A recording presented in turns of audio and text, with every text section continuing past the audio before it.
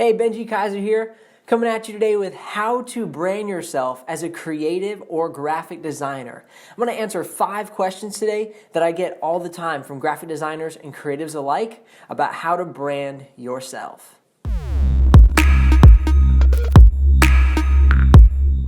Hey, thanks again for tuning in.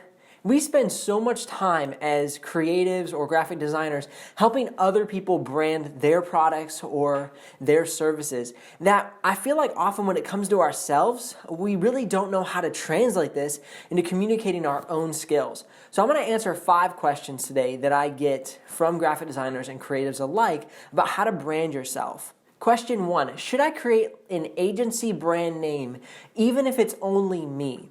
You're trying to create this whole I have it all together, I'm an established designer feel, and that's great, but why not just have your work speak more than your name or your title? Here's what I recommend you focus on. You already have a network of people, so you should go and seek some of those people out. Ask questions, see how you can be a service to them. Rather than focusing on trying to build this really cool, unique brand, go out and build one-on-one relationships.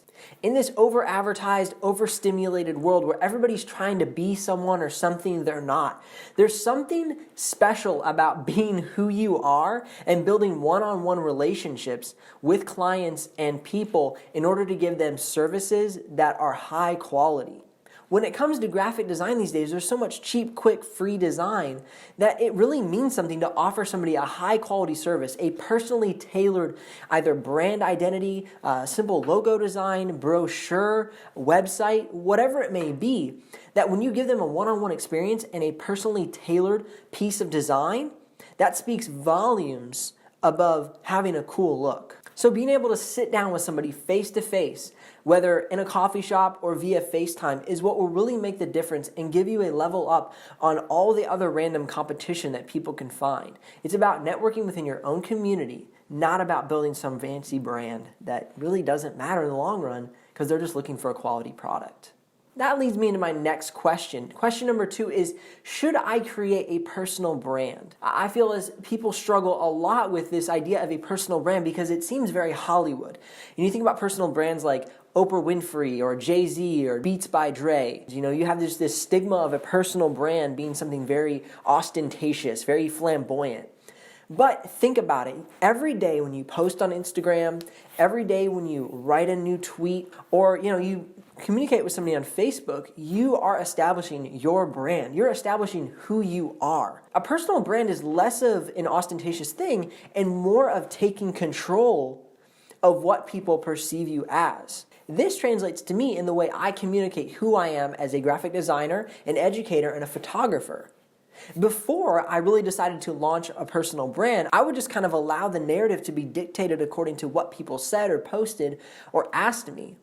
But now what I've found is if I put out there exactly what I am, there's no questions.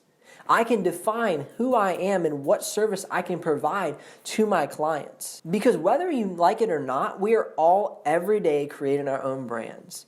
If you see a guy who's always out on his bicycle, he's always riding, he's always kind of like sharing things that he's done and how far he's gone, if I'm going to get into cycling, I'm probably going to talk to that guy. So what I found is when I'm looking for somebody to explain a topic to me, I'm going to look for somebody who spends a lot of time on that topic and seems very knowledgeable. That's what I mean by creating a personal brand, is tailoring what you put out in order to fit the business and the clients and the different situations and opportunities you're trying to foster within your creative field. The answer to your question, you should take control of the brand you are already creating. Don't allow your personal brand to determine you. You determine your personal brand. If you want to be a graphic designer that focuses on corporate identity and logo design and photography that surrounds those subjects, then you should start doing corporate logo design, photographing corporate businessmen in their suits and in their offices, and start to put that out on social media or on your website or in your resume and portfolio to show that you are qualified for that job and for those clients. Question number 3, what services should I say that I offer? And I often hear this question followed up with, well, I'll do anything. I'm just trying to get clients. I'm just trying to build my brand. I don't care what kind of jobs I get. I'll do anything. I'll design anything. I'll be anything. And that's highly ambitious, and I really admire the courage and the tenacity and the work ethic to say, whatever comes my way, I'll do it. I'm a doer. It's a good mindset to have and a good attitude to have. But what I find is you turn yourself into a generalist, and you start to do everything okay rather than great. What I recommend is focusing on the skills that you are good at, getting better at those, and saying, hey, this is what I do. Hey, this is what I'm known for. And that will allow you to get those clients that you truly want rather than saying, say you're a graphic designer and you're really good at logo design. You're really good at identity and branding. But, you put on your resume that, I can do illustration well, I can do, photoshopping and digital painting pretty good as well. You start to dilute your qualities. And if you're putting all this different work into your portfolio, you're almost diluting the really, really good work with this other work, and it distracts people. So what you want to do is you want to focus on those core skills that you're excellent at. And you want to promote those. And maybe say once you sit down with a client and they start talking and you start asking them, okay, what are some more needs you have? Do you ever see yourself struggling with this? Or, we're going to create this identity for you. Do you need X? And they say, well, actually, yeah, I do. And then you could return and say, well, I can do that for you too. We can build a whole campaign for you.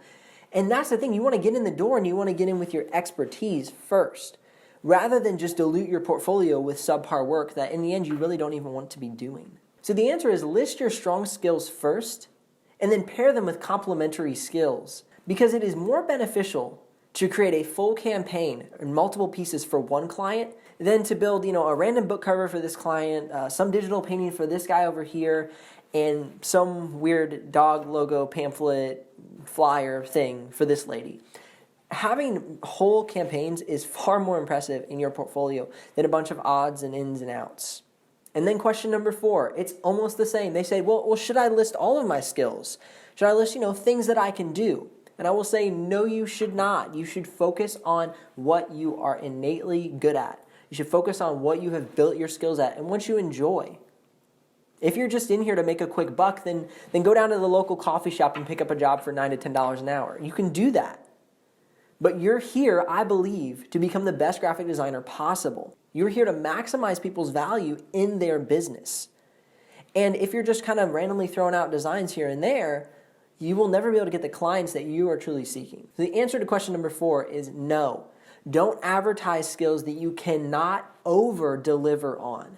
That is the way you're going to obtain more clients, is to have somebody like, wow, this guy's personability skills, this guy's graphic design skills, and this guy's customer service, for me, were incredible. And that's when they'll recommend you to somebody else. All right, question number 5, and this is the absolute most important one that I have found. It's super simple, but it is extremely important. People will say to me, I have this really great brand name, but when I tell people, they really don't get it, and I have to explain them to them. But once I explain it to them, they're like, oh, that's awesome. Don't do that. Do not do some weird, odd, out of the ballpark name that people don't get, that people have to listen to your 10-minute spiel and understand why your name is so good. It is foolish. You want to be able to tell somebody in one sentence, better yet, 1 to 3 words, what you do. You don't want to have to pull out a full 10-page thesis to explain your concept. Remember, the best logos in the world are something that you can quickly identify what the brand is and what they do as a service or product. So for me, Benji Kaiser, graphic designer, educator, photographer. And if you want to do 3 words, designer, educator, photographer. 3 words. That's what I do. And because I have a personal brand, people are like, oh, Benji Kaiser, and they can see it listed below. Simple, to the point. Don't get overly exaggerated. And that's why recently I've rebranded this channel. Is because jobs in the future, what does that mean? I had to explain it to people, and that just wasn't working. So the key is to catch the attention of your audience. After I've caught the attention of my audience, then I have a moment to sit down and maybe talk through them a little bit more in depth with what it means to be a designer, an educator, and a photographer. But as a whole, they understand what services I provide. It's very straightforward. Hey, thanks for tuning in today for the 5 ways to build your brand as a creative or graphic designer.